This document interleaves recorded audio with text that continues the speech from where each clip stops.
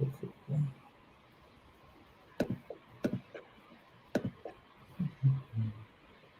There we go. We are live.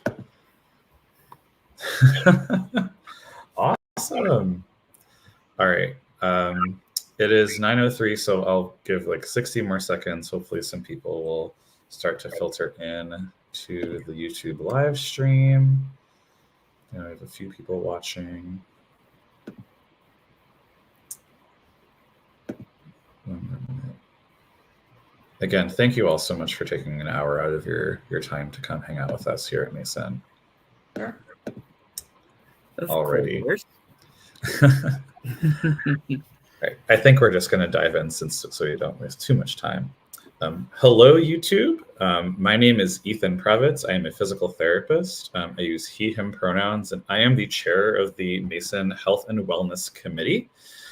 This is our virtual town hall being hosted again by MAASIN, the Marching Arts Advocacy, Safety, and Inclusion Network. You can find us on Facebook, Instagram, and Twitter by searching MAASIN. If you are interested in joining MAASIN or learning more about MAASIN, please head over to maasin.net.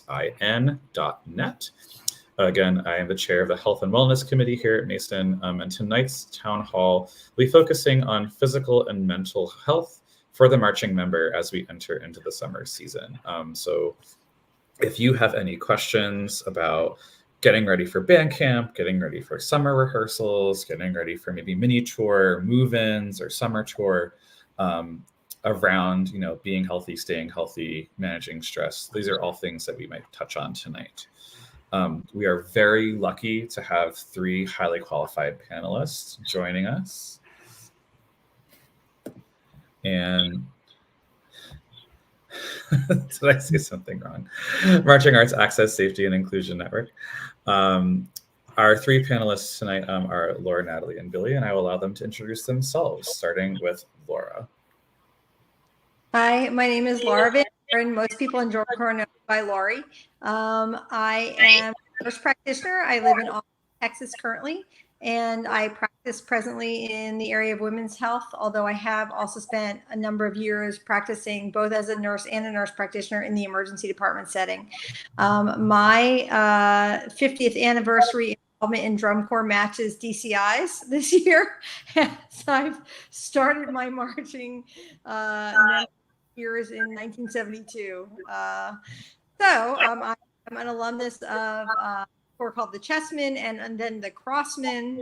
And then I had 2 kids that marched each for 5 years in the Carolina Crown. I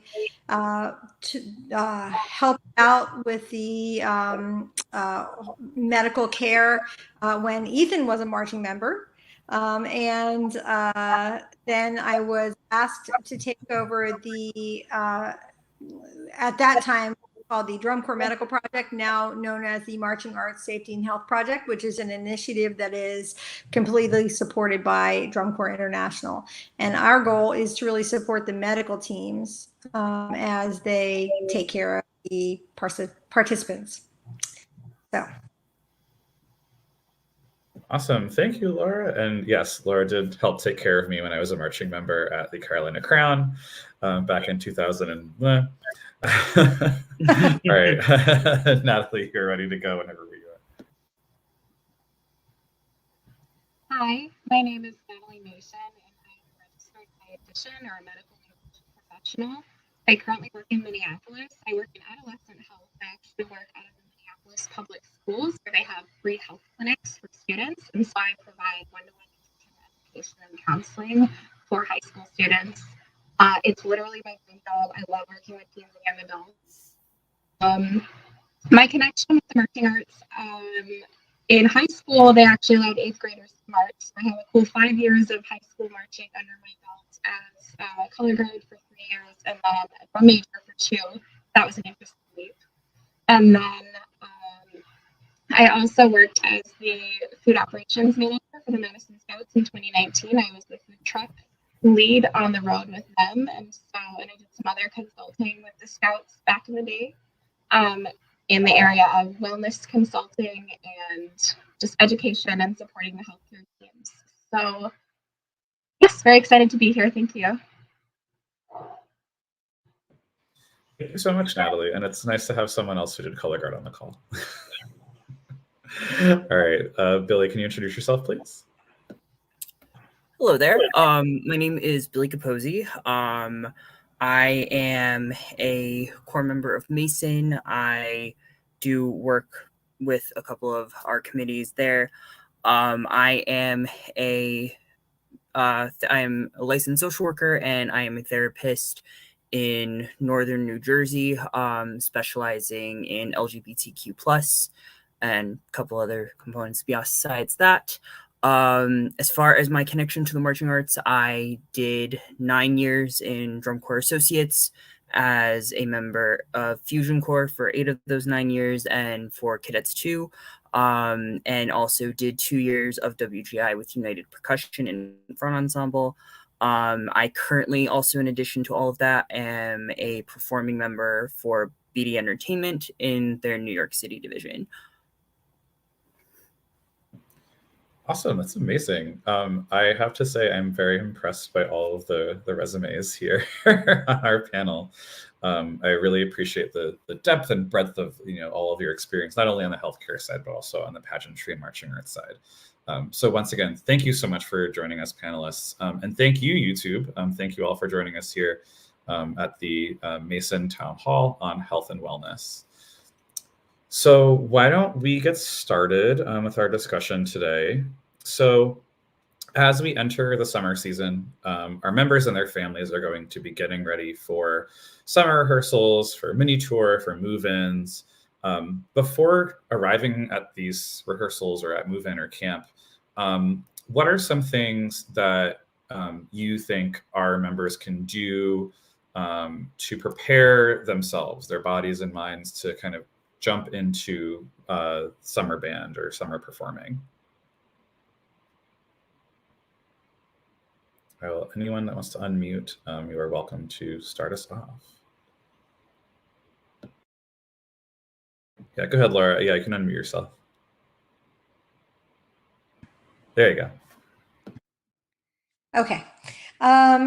So one of the things that hopefully everyone has done by now is some type of a pre-participation sports physical exam, so that they have met with their usual healthcare providers and identified any potential things that they need to do to prepare for the season. So for example, if they've had a prior injury, they have gone to physical therapy, they know the exercises, they come to the summer with whatever braces or wraps or things that they need. If they're on some kind of medication, they have a 3-month supply or have made arrangements to get it during the season. And there are some members who are going to come with certain illnesses, or not illnesses really, but certain disease processes, like, for example, diabetes, where you're going to want to have connected with someone on staff already at the Drum Corps, so that you can make a smooth transition to make sure you have all the dietary medication needs and storage and all that kind of stuff, so that you can just really anticipate things and you just have a smoother transition to the season. One of the things that the Marching Arts Safety and Health Project does every year is we put together, or I shouldn't say we, Dr. Tom Freeman, who is a podiatrist associated with the Cavaliers Medical Group and MASH, does a lot of research all winter on different shoe models of varying ranges of price and etc.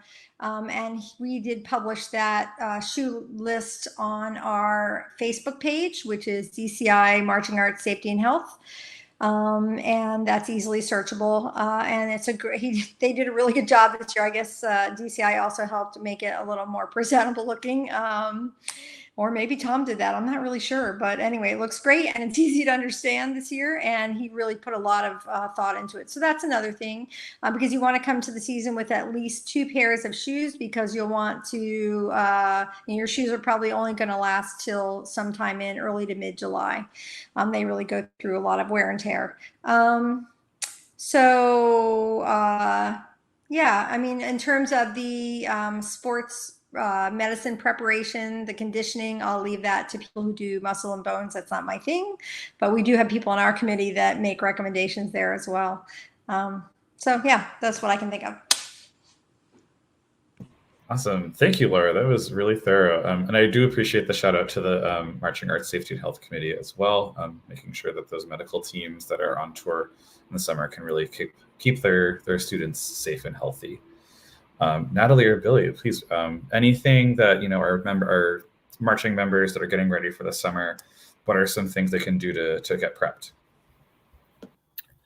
So, speaking from the standpoint of the mental health side of things, a few things that I would definitely advise kind of ahead of time is, for one, have a pretty clear idea of like what we're getting into here, because, we're pretty much, regardless of circuit and honestly even time of year, what you're going to be going into is going to be like a very like physically and mentally rigorous day. And that is going to be the case on, in the for the DCI tour, you are doing that every day for several months. And, in the case of DCA, even, you're doing that every weekend for 2 long days, potentially like 2.5, depending on if your core does anything on Friday nights.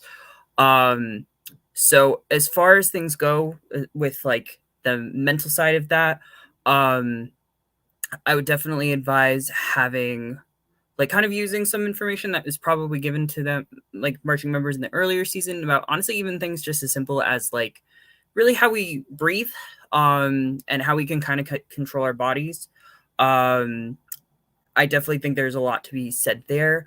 If you have specific coping strategies that maybe if you are someone who's gone through therapy of any sort, you have a good working knowledge of like some of those things that you do, maybe having some things that help with like distraction or unwinding at the end of a day. I definitely do recommend and encourage doing some bits of self-care where you can. Typically the beginning of end of days are probably going to be good, or some of those like lunch or dinner blocks are usually pretty good for those times. And additionally, I would definitely advise having at least like a few supports available to you, both in your ensemble and also outside of it as well, just because, for one thing, like having people that understand your experience is a great and awesome thing. And I would definitely always encourage, like, if you have like a few people that you march with that are like good friends of yours, definitely utilizing that. But also I would advise, having a couple of people that are outside of that, honestly, even probably outside the activity altogether, just so you have like extra people that can ground you from like the outside viewpoints, especially when you're on tour and you're kind of just in it. You want to have like a person or two outside. Yeah, thanks, Billy. I really appreciate that. I know that that's something that can be really challenging, what you referred to, like being able to take a step away on those times, especially if you're moved in. It can be challenging, but it's good to take advantage of those times. Yeah, thank you so much. I really, really appreciate that. Natalie, anything to add on the end of getting prepped for the season, or prepped for just band camp or summer rehearsals? Yeah. So a lot of times when I work with student athletes in any context, they're really interested in the magic answer. They want to know, what specific exercise should I be doing for this? Are there any vitamins that I need to be taking? Are there any like superfoods that I should add? And I guess like to a certain extent, yes, there are like very specific targeted things that students can do, but honestly, the most helpful things are going to be getting those foundations in. So sleeping at night, moving your body somehow in some way that you enjoy, eating consistent meals throughout the day, heck, even including a fruit or a vegetable once in a while. Because like a student who comes to me and says, "Hey, Natalie, I really want to try this vitamin supplement to really get me started." And I'm like, "My dude, you sleep 5 hours a night and you eat Takis with every meal. Let's work on that first. Let's get those foundations really solid before we start working further up." That's great to know. And especially, I know, like I've been through like summer tour and then high school marching band as well. And like, again, as Laura mentioned, she's been through it all, put 2 kids through it. Nutrition is something definitely in terms of preparation. I know that can kind of go by the wayside, especially if you're like getting ready for camp or moving in, where it's like, I'm going to be outside for the next, 3 months, 14 hours a day.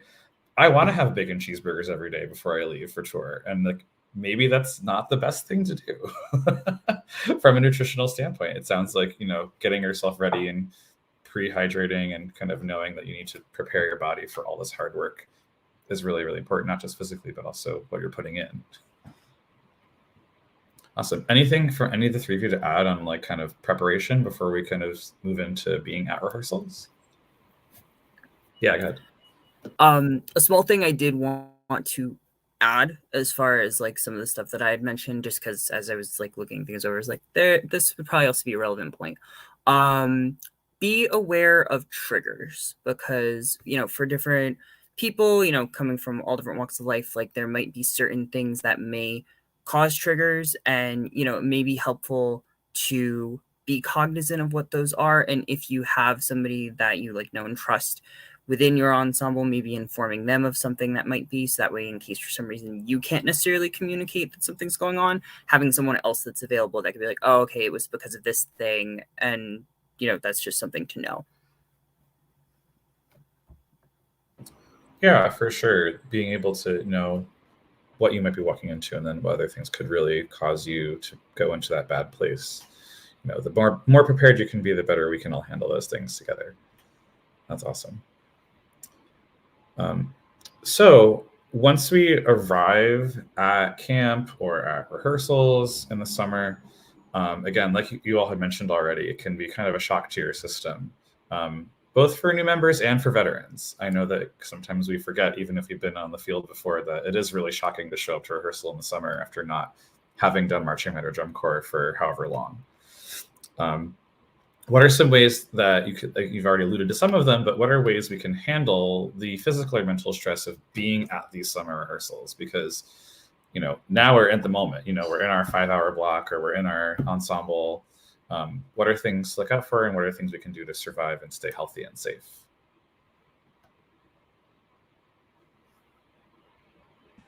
Want me to go first? Keep going around. Okay. Gosh, it's it is a pretty big shock to your system. And it was interesting in all my years of helping out with drum corps, specifically Carolina Crown, and even when I marched, it seems like the veterans were the least prepared. Because the newbies that come in, they really take it seriously. They read everything you send them, and they're conditioned, and they're, already, used to the climate. They've acclimated them. They've acclimatized themselves, and they have the sunscreen. And then the vets come in. Not so much. They're like, yeah, we've done this before. And then they get caught, those are the ones and oftentimes the vets, blow it off by saying, well, 5 years of drum course is too much on your body. No, I think it's more that you probably didn't come in as prepared as you should have been, which really sets the stage for a bit of disaster. And so it's just really important to take all that seriously every single year and come in both physically and mentally prepared. Sometimes it gets tougher as the years go by. And so also, knowing yourself and knowing when you need a break. And I know that you don't necessarily dictate when your breaks are, but kind of being vocal about when you've reached your breaking point, asking for help when you need it, in whatever that way that is, being mental or physical.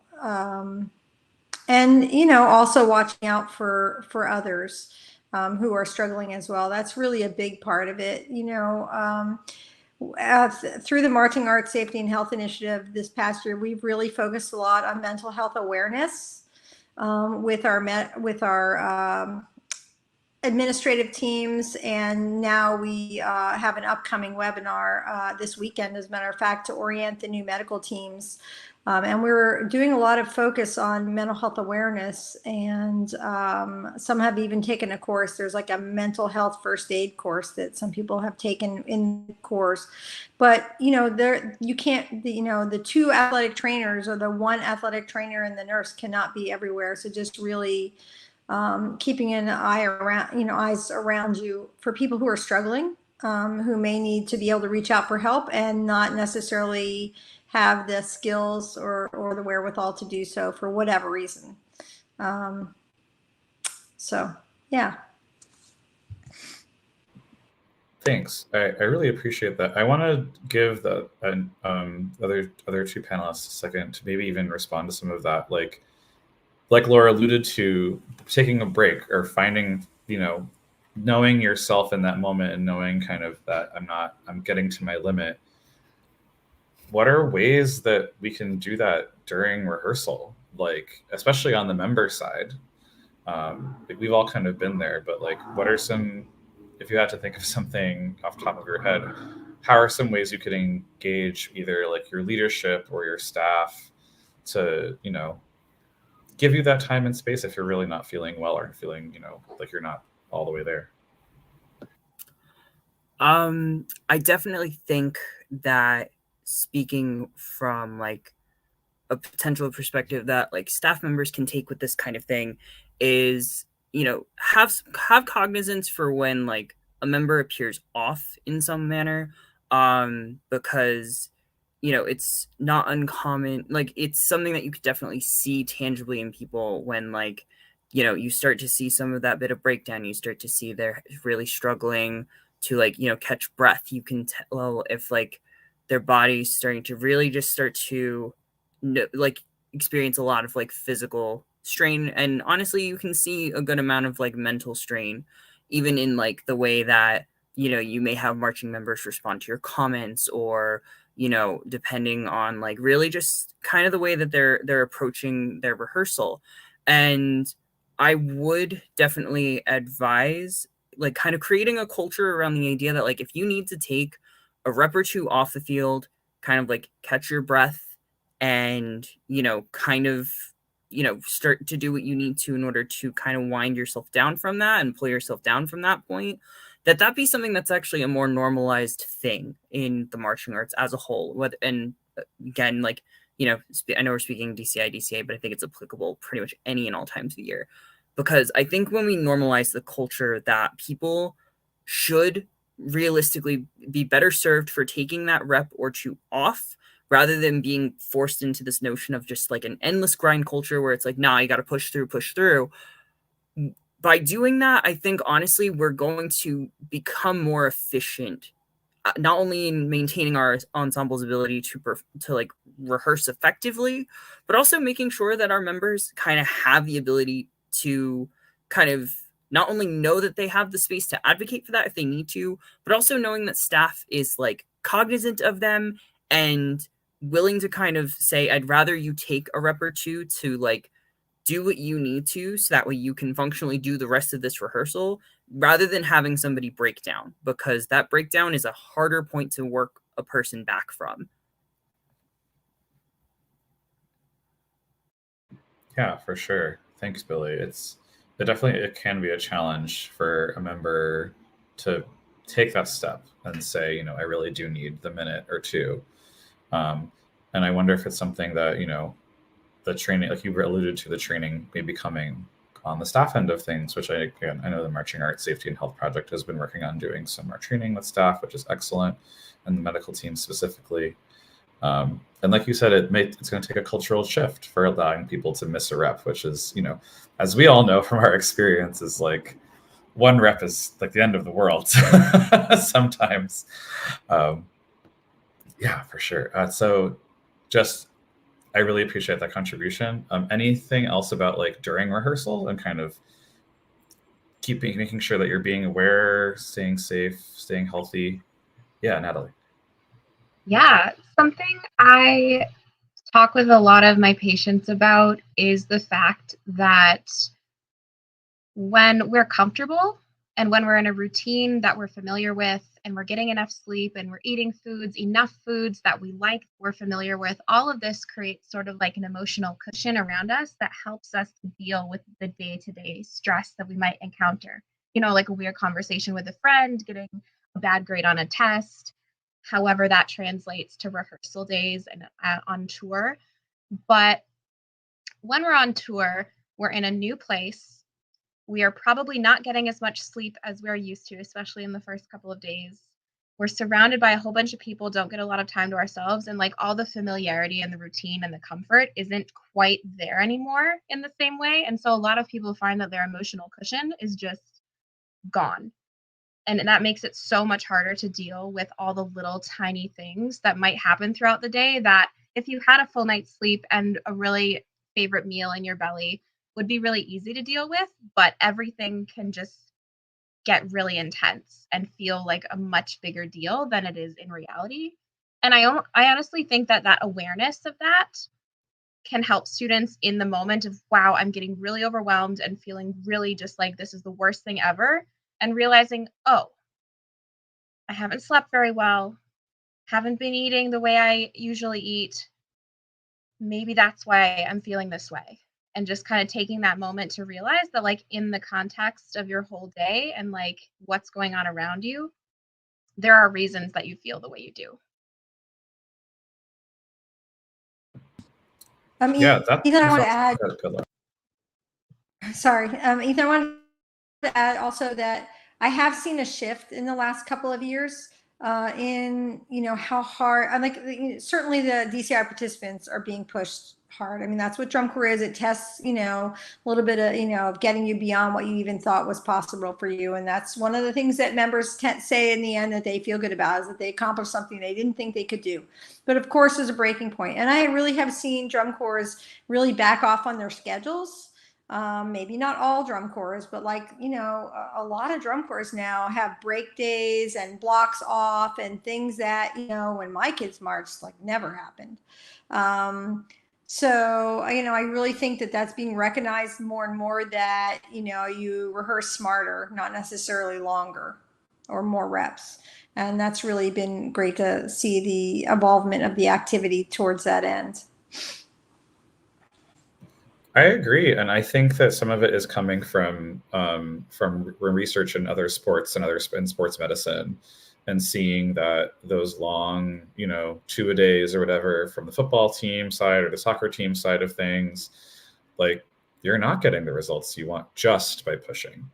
There are ways to do it that is member kind of health and wellness centered. That's you still get the product that you want, but you're not necessarily grinding up people's bones to do it, which none of us want. That's not what pageantry is all about.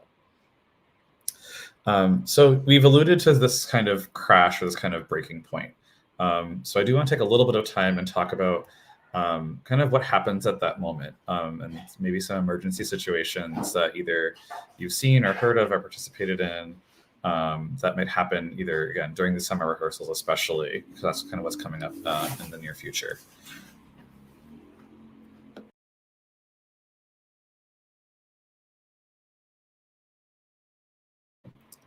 So like any kind of like physical or mental health emergency that might happen on tour. I know that we've all heard of someone that maybe had an injury. I know that recently there's been, again, like Laura and Natalie and Bailey have alluded to, there's been a larger focus on mental health, especially in these summer tours, but also for high school and the lower level groups, talking about mental health crises. So what are some things we can kind of do to A, keep ourselves aware, and B, be prepared when these things happen? So, certainly now every drum corps, no matter how big or small, whether it's sound sport or open class or world class corps, they all have to have some type of licensed healthcare professional on site whenever they're rehearsing. That's the rule. This year, especially, through an extremely generous grant from a family of drum corps alums, they donated a large amount of money to help fund those salaries for drum corps. which and those grants were just awarded. So that's really, really exciting, and we're extremely grateful to them. And they'll be recognized, I guess, by Drum Corps more formally. But anyway, that being said, so Drum Corps are in the process of, or most of them have hired their medical teams, and as I mentioned before, our job in MASH is to support them, because when they stop and when they go to an ER, the ER has absolutely no idea. They can't, telling a kid to go home and soak in a tub and take it easy for the next 2 weeks is irrelevant to Drum Corps. So that's the purpose of MASH, is to provide those healthcare professionals so that medical teams can consult them. But in any event, to respond to your question specifically, you just have to communicate what's happening. If your question is like, okay, so it's happened, we're now past the point of prevention and something is going on, and you have to be honest. Like, if it's not overt, obviously you break a bone or you gash your head, that's pretty obvious, and you're going to the ER. But the other things, the belly pains, the illnesses, the rashes, the overuse injuries, the concussions, that's a big one that we've really taken a lot of time to study, and probably could have a whole separate conversation about. You have to be forthcoming about communicating your symptoms to your medical team and knowing that they are there to support you. We no longer are in a climate of, get back out there. We're well past that. Drum Corps has long been recognized as an extremely athletic performing arts activity. And I think people don't really need to worry about that. They need to be honest about their symptoms. They need to go to their healthcare professionals and get the help that they need. They know how to ask for help, whether it be a physical thing or a mental health thing. And again, from the mental health side, we're trying to do a much better job of making our staff aware, and then getting that down to the leadership level as well, so that, they can recognize kids who are sitting by themselves and, maybe not concentrating, not responding, not eating, etc.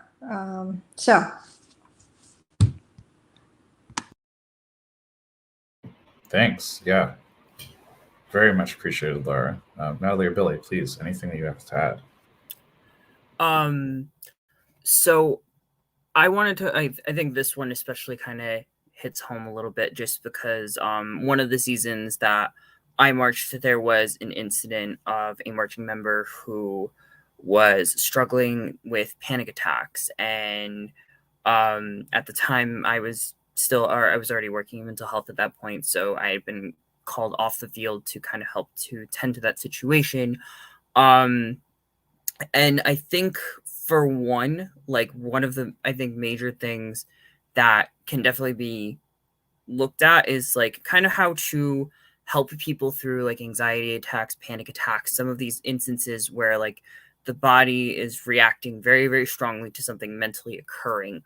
To offer up even just a couple of very small things that can be done on a field, even is getting that person ice water almost immediately, and maybe advising them for something as simple as a 4-7-8 breathing technique, which is something I commonly teach a lot of my clients as well.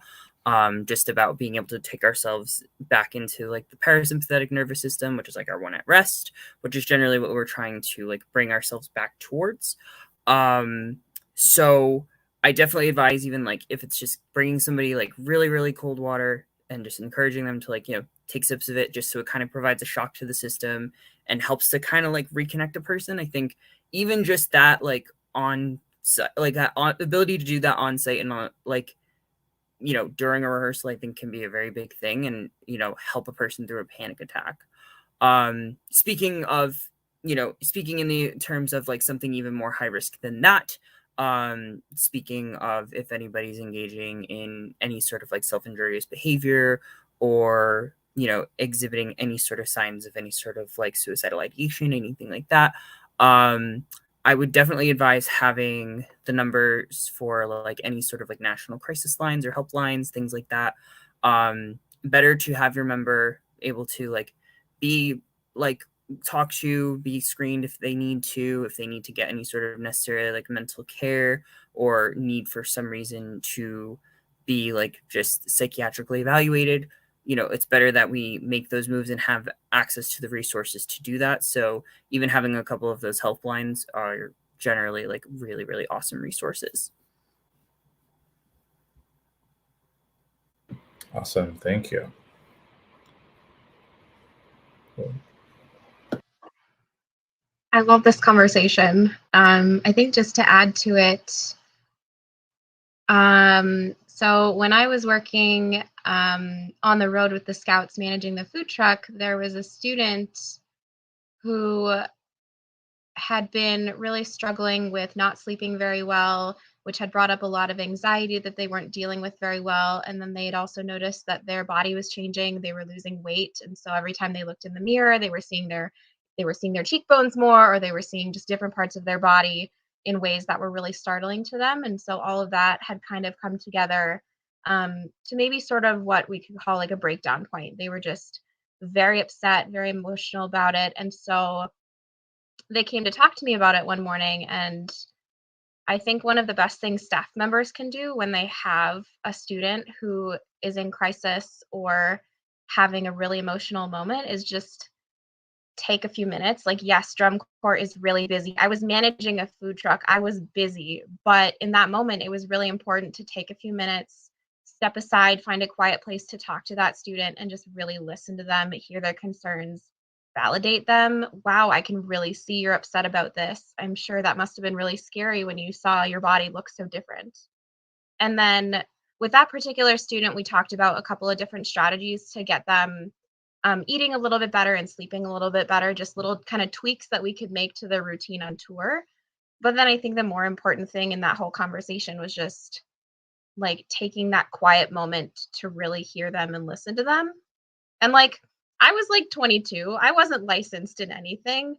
They just knew I knew stuff about nutrition and they came to me because I was a safe person. And I was kind of freaked out about it, but I used my good judgment and I think I learned a lot from that experience. And I think when I move forward and talk to other teenagers in other walks of life, I carry that with me as like, if I can just take a moment, create a bit of peace for them, create a bit of listening and safe space for them, then that's one of the most important things I can do. Yeah, thank you so much for sharing that. It's interesting you use the phrase like kind of create a quiet moment, which feels so paradoxical, like so diametrically opposed to what marching arts and drum corps is. It's so loud. There's always so much happening. And so anytime that there's a person that, identifies themselves as a safe person to talk to, or a place, a person that someone or member can talk to about what's going on, that's so vital and so important. And it's like what Laura and Billy both said too. If staff members don't know, then those things can't get taken care of. So again, to reiterate some of what you've already said, being alert and aware, watching for those things on the mental and physical side in terms of people's bodies changing, people's affects changing. And then if someone does come to you, being able to listen, being able to hear what they're saying, and then being able to run it up to the chain to talk to the AT or the nurse that's already working with the core, or to be able to know kind of when to reach out and maybe say, this is something that's bigger than we can just handle here, at rehearsal or on the field. Yeah, Laura. One of the things that MASH gave a presentation at the DCI January annual meeting, or otherwise known as the Janual, that was very well attended, where we talked about having a mental health plan. The participants that are coming into drum corps now, these are not the same kids or I shouldn't use the term kids, young adults, who came into the activity a decade ago, even given all that's happened in the world in the last just couple of years with the pandemic, et cetera, et cetera. And so many of them are coming in with mental health histories, whether they're on medications or not, but they have in some way interacted with the mental health system, either through therapy or, whatever it is. And so when that's identified, hopefully via a pre-participation exam or just some kind of screening that should happen in every drum corps, then there is we actually gave out a written plan that you can develop for when that person has their breaking point, or when they know they need to reach out for help. Do you have a therapist at home that we can communicate via telemedicine? Telemedicine has really made providing healthcare, on the road much easier than it used to be. So, but creating that plan for that person, who is their go-to person? When is their breaking point? Like, when do they need to say something, et cetera, and just really being prepared for that. Because the percentage of participants coming in with some kind of mental health history is really striking.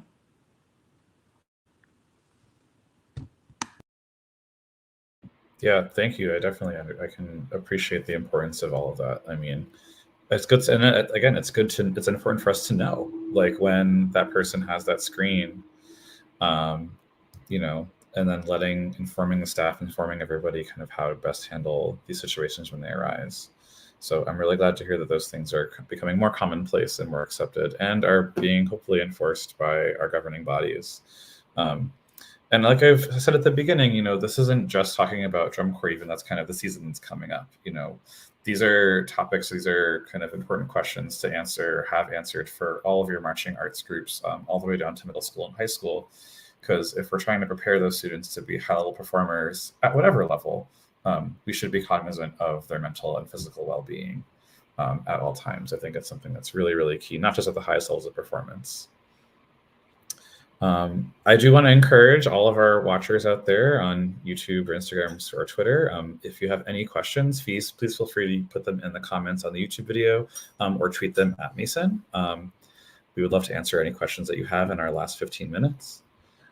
Just a quick plug there. Okay. Wow. Quick? Yes, please, as by all means. Yeah, I don't know if we had this disclaimer anywhere else, but even though all 4 of us are licensed healthcare professionals in some way or another, we are not able to give individualized medical or mental health advice here. This is strictly for informational purposes. And if you're having issues with illness or injury or mental health, we really encourage you to speak to your own individual healthcare providers or therapists, because we are not able to give you the advice that you need. Thank you, Natalie. I very much appreciate that. So yes, if you do have questions about anything we've talked about so far, we'd love to help answer those, but maybe any questions about your own specific healthcare or mental health care needs. Thank you for that clarification. As we're waiting for maybe some of these questions to roll in, this is a more fun question, I think. What are some common misconceptions that you might have heard from students, members, families, or staff members surrounding issues of physical or mental health in the marching arts? I know that, just get back out there is probably one of them. But anything else that you've heard in your experience so far? Go ahead, Nat. Oh my gosh, I have opinions on this one. So I really, really, really, really, really dislike the body by drum corps idea that exists in the activity, because there's this misconception that drum corps, because it usually results in really dramatic body changes, usually like weight loss. A lot of people at the end of the summer are super tan, super cut, like super aesthetically pleasing. This is not a healthy or sustainable way to achieve a body like that. And we put it so much on a pedestal. And I really wish that people wouldn't, because it's really not normal for a 17-year-old to lose 30 pounds in 3 months. Like, in any other situation, we would be very concerned about their health. But because it's in drum corps, it's fine, right? So yeah, I'll hop down off my soapbox. No, I really appreciate that. That's something that, we've all seen the hashtags. We've all been there. But I think it speaks to, again, the physical and the mental health side of things too, right? Not everyone's body will respond the same way to even a really intense thing like drum bugle corps in the summer, or even a week of band camp or your mini tours. So not only can it be harmful in terms of like, oh yes, I can drop the 30 pounds, but also in terms of I should want to look like this at the end of the summer, because it's really not great. I can say like a personal anecdote of like looking back on those pictures from DCI finals, like I looked hungry. It it wasn't really a, ideal look for me at, all 5'9" of me when I was aging out. Okay, so this one I've kind of, as we've been talking about this, like my brain kind of locked into this idea of kind of like the idea that like drum corps is this like escape from reality. And I've learned when it comes to this notion of like different communities and like especially with niche things like, things like the marching arts, it's better to kind of think of the marching arts as like a microcosm of the greater whole. Like you are still going to encounter people within the activity that are going to come from very different walks of life and may not necessarily hold all the same views as you. And so it's not necessarily that we're going to like run away from our problems and like that's going to be the gist of it. I think it's important to kind of be prepared for the fact that we may run into those different adversities and like those different people throughout the activity as a whole. And especially too, like, making sure that we are still facing problems and still like kind of being aware of ourselves in the span of a season and making sure that like we are tending to ourselves and really, really doing that work. Just because I do believe that it's very easy for us to get so entrenched in the marching activity and like the day in, day out of, going at it like through the rehearsal blocks. But, we want to make sure that we're still tending to ourselves. We want to make sure that we're not like kind of pushing aside our own like work as far as like kind of working through our mental health stuff in favor of like, nope, just gonna point it all towards drum corps. Yeah, I really appreciate that, Billy. It is definitely, it seems like an escape. And again, even I keep saying it all the way down to, from middle school and high school, like those weekends away, where it's like, of course it's an escape, but also it can't be the thing that's, the one thing keeping you away from, other things you might need to work on. We do have an audience question I do want to make sure we get to before our time runs out. So we have a question. We've seen a lot of progress made. I'm assuming this is in reference to managing members' health and well-being through summer tours or through rehearsals. But what are some things what still needs to be accomplished? Like, so what are maybe some goals for our governing bodies like DCI, BOA, the local circuits, or even down to schools and individual organizations? What are some things that they still need to work on to promote members' health and well-being?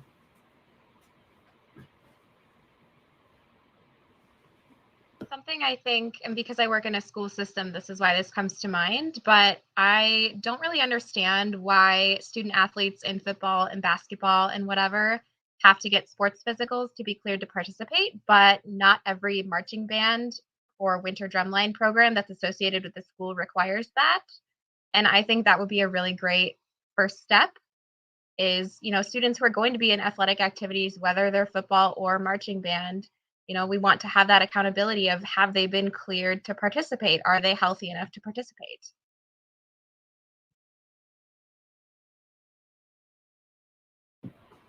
Yeah, definitely. Yeah, Laura. And to that end, I wholeheartedly agree. And so for several years now, the Marching Arts Safety and Health, since it's like, I think when we became the Drum Corps Medical Project, that was one of our first things that we developed, and they have been redeveloped and reworked just about every year or two, that we distribute and encourage because we're only involved in the drum corps activity. that every drum corps uses those forms. So we have extensive pre-participation sports physical exam forms that we have made available to every single organization. And then this year we added the mental health component to it specifically. And you are 100% right, because that's where you really prevent a whole host of things from happening in the summer. Not every kid should play football. Perhaps not every young adult should do drum corps, every single year. You have to be able to do it. And for some people, like from a mental health standpoint, the touring and living conditions and all may not be right for every participant every single year. I mean, you have to just be very realistic about what that person is going to encounter, and do a really thorough pre-participation exam. I am wholeheartedly 1,000% in agreement with you, and I have been singing that tune for a lot of years. So I really appreciate you saying that.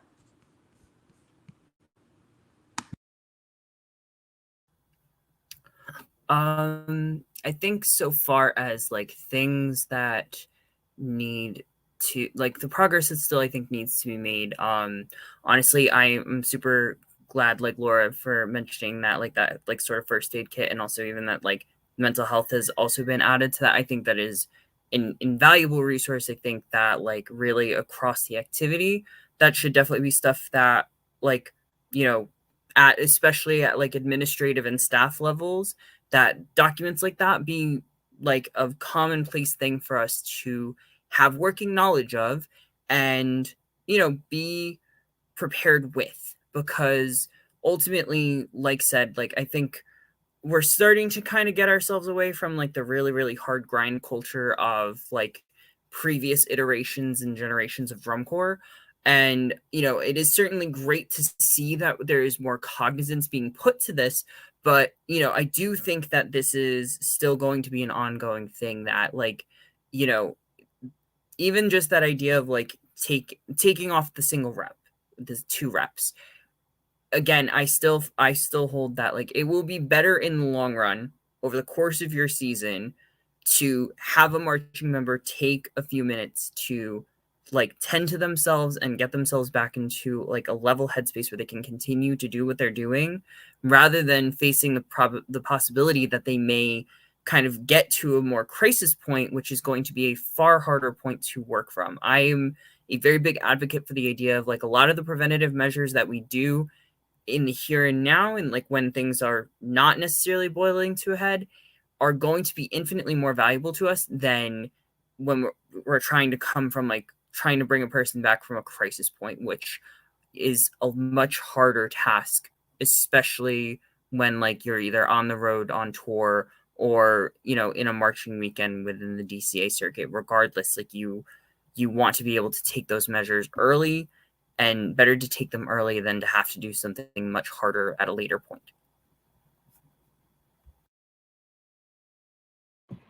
Excellent. Yeah. Go ahead, Laura. I just want to add another thing. I have been the chairperson of the Marching Arts Safety and Health for most of the last decade. And I am blown away by the amount, when our organization, which is all volunteer, like we all have our real day jobs, so this is all, we would do things a lot faster probably if we did this for a living, but whatever we identify as a problem or an area that we want to work on, the amount of support and even sometimes finances that Drum Corps International gives us, they wrote a whole policy on like prop safety. They revised all of that to make sure that, the creative aspect of something wasn't taking precedence over the safety for the marching members. Just the protocols they put in place in terms of weather and safety. We have actual meteorologists in our organization that they strongly support. Like I just am very appreciative of, they're helping us put on this webinar so we can orient the core medical teams, helping us operate a Slack channel for them. So I just wanted to give a shout out Because I know that sometimes the organization sometimes doesn't get really maybe enough credit for trying to put the safety, health, and wellness of the members first. But I can speak to firsthand knowledge. I'm not employed by them. I get nothing from them. I'm just a volunteer. Yeah, it's been really great to see that they're very much trying to work on things. So if there are areas that people have of concern regarding the health, safety, and wellness of our participants in drum corps, at least I'm not involved in the other activities, then they should voice them to us so that we can perhaps see that, that may be an area that we can look into. Again, we're all volunteers, so things don't necessarily happen as quickly as we would like them to, but they will be addressed for sure. Awesome. Thank you so much for that perspective, Laura. Yeah, it's good to know, and that's like one of the reasons why MAASIN does what it does. We want to make sure we're getting that out there. And the more that we can do on our end to make all those concerns heard, we hope that organizations like DCI, WGI, BOA, other local circuits, all the way down to schools and individual organizations will hear us and make those changes, because all we all want to do, I'm sure, is make sure that all of our members have, again, not to be cheesy, but access and safety, and are able to be included in the marching arts and pageantry, because that's what it's all about. We're running short on time. I know we had a one more audience question. I don't think we're gonna, if we can do a quick hit, if you guys promise not to go more than 30 seconds per answer. We have a follow-up to our previous question, or another question. Might there be physicians that might clear a student for drum corps or band, but not really kind of understand the physical or mental impact the activity has? I know that the drum corps, the DCI health form, does have a little blurb of make your patient do 60 seconds of activity and then check their heart rate. But are there ways we can kind of help physicians or other providers know kind of how to clear someone for activity? Our pre-participation form has a one-page cover letter with just a brief paragraph or two that explains exactly what's this member is going to be involved in from both a mental and physical exposure standpoint during the summer, and so that that those things be kept in mind when the sports physical is done. Our corps is using those. A lot of them are. A lot of them have their own, but our form has a whole cover letter for the healthcare provider so that we can know what we're looking at. That's great. And that could even be a resource for other organizations as well to see, we all know what pageantry feels like and looks like, but communicating it to providers can be challenging. Yeah, I'm happy to give you those forms to share. I mean, that's fine. So I can certainly email them to you. Yeah, for sure. Laura and I will communicate after this and make sure that we can do some information sharing. So before YouTube kind of decides that we're done, before we actually are done, we have about 2 minutes left. So I would just like to give a big thank you to our three panelists, so Laura, and Natalie, and Billy, for donating their time to us and giving excellent, well thought out answers to these questions and to our audience questions as well. Thank you so much to our listeners out there in the internet and social media and YouTube. Thank you so much for attending and participating and submitting questions. And this has been the MAASIN Town Hall on Health and Wellness. Again, my name is Ethan. I am a physical therapist. I am the chair of the Health and Wellness Committee for MAASIN, the Marching Arts Access, Safety, and Inclusion Network. You can find us on Facebook, Instagram, and Twitter by searching MAASIN.